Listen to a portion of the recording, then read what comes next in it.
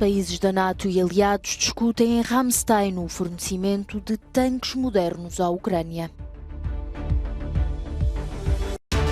António Costa encontra Ursula von der Leyen em Bruxelas. Portugal procura uma extensão do mecanismo ibérico para os preços do gás. Presidente americano na Califórnia para constatar danos provocados pelas tempestades das últimas semanas. 2 pessoas morreram e perto de 40 ficaram feridas nos protestos antigovernamentais desta quinta-feira no Peru.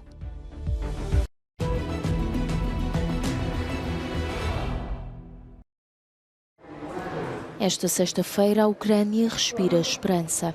Os membros da NATO e líderes de outros países que apoiam o país irão reunir-se em Ramstein, na Alemanha. Em cima da mesa deverão estar vários temas, entre eles o aumento do apoio militar a Kiev, que inclui o fornecimento de tanques modernos de combate. Vamos continuar a doar, continuar a treinar e a estar ao lado da Ucrânia. A Suécia, por exemplo, acaba de aprovar um novo pacote de ajuda, que inclui o sistema de artilharia pesada Archer. Neste momento, a tarefa-chave do nosso Estado e dos nossos parceiros é reforçar todos os dias o sentimento de que o Estado terrorista fracasse na Ucrânia.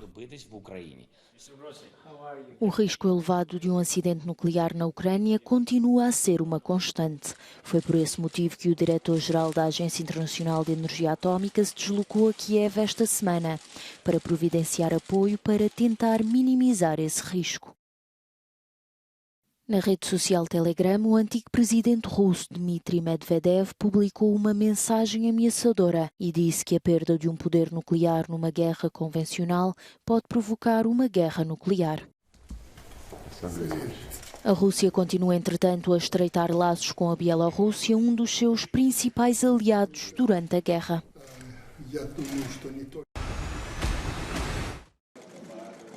Ajuda à Ucrânia, o alargamento da União Europeia, o futuro acordo UE-Mercosul e as perspectivas que isso representa, ou ainda a aplicação da bazuca pós-pandemia, tudo isso foram temas discutidos no breve encontro que o primeiro-ministro português, António Costa, teve com a presidente da Comissão Europeia, Ursula von der Leyen, em Bruxelas.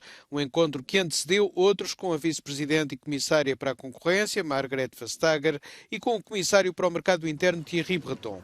Este foi o primeiro encontro do ano entre Costa e von der Leyen e primeiro desde o último Conselho Europeu, em que o primeiro-ministro português defendeu a extensão do mecanismo ibérico de controle dos preços do gás, um esquema que permite a Portugal e Espanha e indiretamente outros países beneficiar de reduções nos preços. Não há informação de que o tema tenha sido discutido entre os dois líderes, mas este é o assunto mais premente entre Lisboa e Bruxelas no momento. Os ministros de Portugal e Espanha com a pasta do Ambiente estiveram esta semana em Bruxelas para negociar a extensão.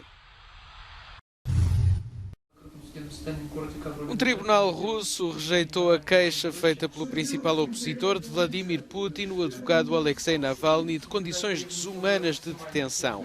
Navalny foi mudado para uma cela solitária, uma decisão que diz ser ilegal.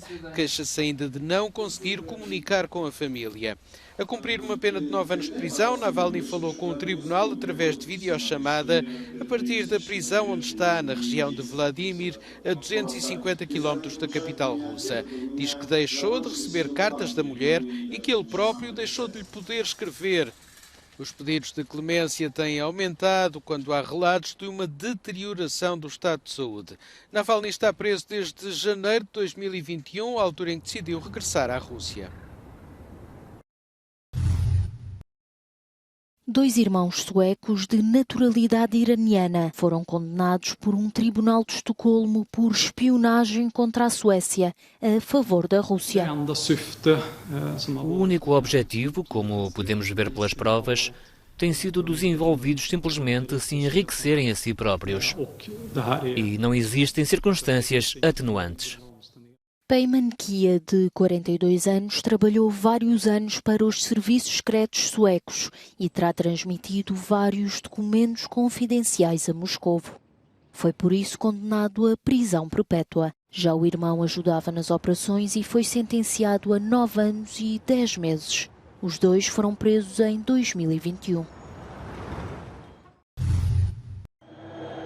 O futebolista brasileiro Dani Alves foi detido esta sexta-feira em Barcelona sob acusação de abuso sexual de uma mulher em Espanha.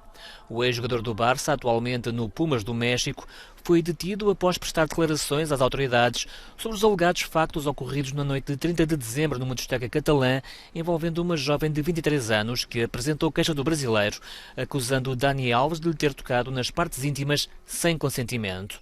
O jogador de 39 anos aguarda agora pela decisão judicial sobre eventuais medidas de coação. Até ao início da noite desta quinta-feira, um pouco por todo o país, as ruas de França foram palco do descontentamento face à anunciada alteração no sistema de pensões que aumenta a idade de reforma de 62 para 64 anos. O protesto uniu pela primeira vez em 12 anos os 8 principais sindicatos franceses. Segundo as autoridades, participaram mais de 1 milhão de pessoas. Os sindicatos falam em mais de 2 milhões de manifestantes. Para o líder da Confederação Geral do Trabalho, a mobilização reflete a oposição em peso, o facto de cerca de 80% da população estar contra, especialmente os mais jovens. Reflete a oposição dos cidadãos do país a esta reforma. Para a delegada do sindicato Solidaire, é preciso voltar a colocar os assuntos em cima da mesa e isso significa uma distribuição diferente da riqueza. Mas o presidente não quer falar e esse é o principal problema. Os ecos da maior greve geral do segundo mandato de Emmanuel Macron chegaram a Barcelona, onde o presidente participou numa cimeira franco-espanhola. Sobre a reforma no sistema de pensões, disse que foi apresentada de uma forma democrática, foi validada e é justa e responsável. Macron lembra que esta reforma estava no programa com o qual foi eleito presidente em 2017 e reeleito em 2022.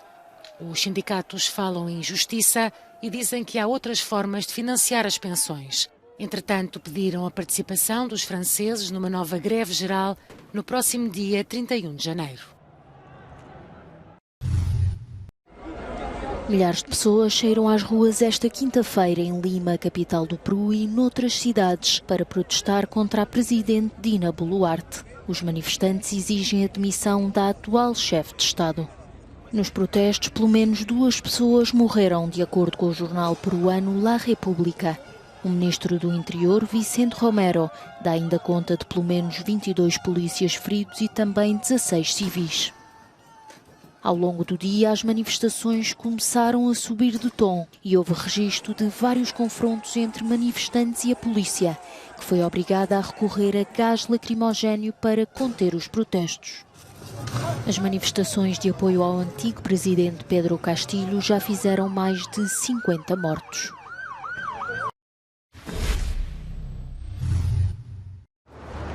O presidente americano visitou o estado da Califórnia após as tempestades mortíferas das últimas semanas que devastaram a região e deixaram pelo menos 21 mortos e avultados danos materiais. Biden diz que parte da destruição levará anos para ser reconstruída. Embora a situação ainda seja traiçoeira, estamos otimistas de que a parte pior já passou. As águas recuaram, mas veremos toda a extensão dos danos nas casas, nas empresas e nas quintas. Sabemos que parte da destruição vai levar anos a recuperar e a reconstruir totalmente. Mas temos não apenas de reconstruir, mas de reconstruir melhor. Biden deixou ainda o alerta sobre as alterações climáticas. Se alguém duvida que o clima está a mudar, é porque deve ter estado a dormir durante os últimos anos. Ao inspecionar os danos provocados pelas tempestades, o presidente americano avisou que a crise climática vai criar condições meteorológicas mais extremas no futuro. Nas últimas semanas, cerca de 500 pessoas foram mobilizadas para a Califórnia para apoiar os serviços de emergência. Joe Biden também aprovou uma declaração de catástrofe, o que permitiu que fossem libertados recursos financeiros federais adicionais para ajudar nos esforços de reconstrução.